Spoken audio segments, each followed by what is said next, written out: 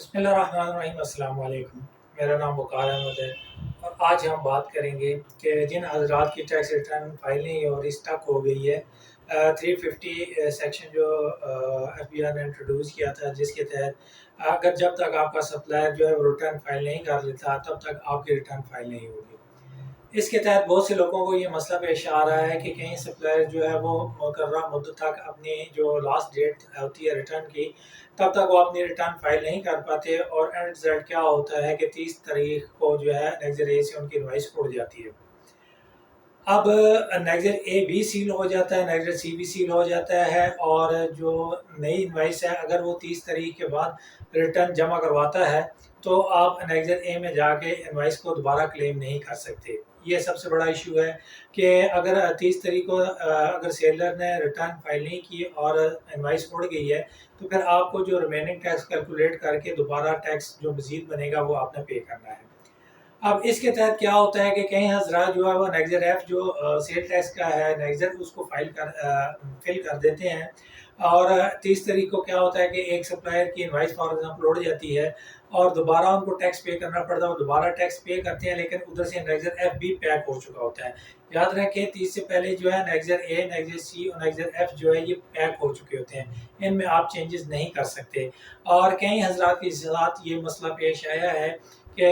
30 تاریخ آئی ہے، ان کا کوئی ایک سپلائر جس نے ریٹرن فائل نہیں کی، اس کی وجہ سے وہ انوائس اڑ گئی ہے، نیگزر اے جو نیگزر ایف جو ہے انہوں نے پہلے سے فائل کیا ہوا تھا وہ نیگیٹو چلا جاتا ہے، آیا وہ کیلکولیٹ کرنے کے بعد مزید ٹیکس پے کر دیتے ہیں، لیکن نیگزر ایف آلریڈی نیگیٹو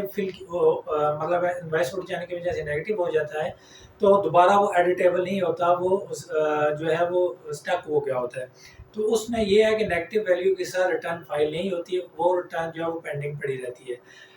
اس کے لیے جو ہے وہ ڈائریکٹ کمشنر سے رابطہ کرنا پڑتا ہے، لیکن بہت سے حضرات جب ایف بی آر دفتر میں گئے ہیں، کمشنر سے رابطہ کیا ہے، تو انہوں نے بھی کہا کہ ان کو بھی سمجھ نہیں آ رہی کہ وہ یہ اس مسئلے کا کیا حل کریں، کیونکہ پورے پاکستان میں اس طرح کے جو ریٹرن ہیں وہ سٹک ہوئی ہوئی ہیں، کیونکہ جب یہ ریٹرن ایک سٹک ہو جائے گی تو نئی ریٹرن آپ کی نہیں کھلے گی، اور جب تک یہ ایڈیٹیبل نہیں ہوگی آپ اس کو ایڈٹ کر کے ریٹرن فائل نہیں کر سکتے۔ تو کوشش کریں کہ جو نیگزر ایف ہے وہ اس وقت فائل کریں جب آپ کی تمام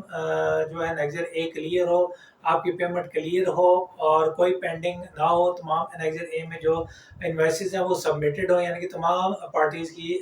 سپلائرز کی ریٹرنیں سبمیٹڈ ہوں، اس کے بعد آپ نیگزر اے فل کریں۔ اس سے پہلے آپ نیگزر اے فل کریں گے اور اگر کسی پارٹی کی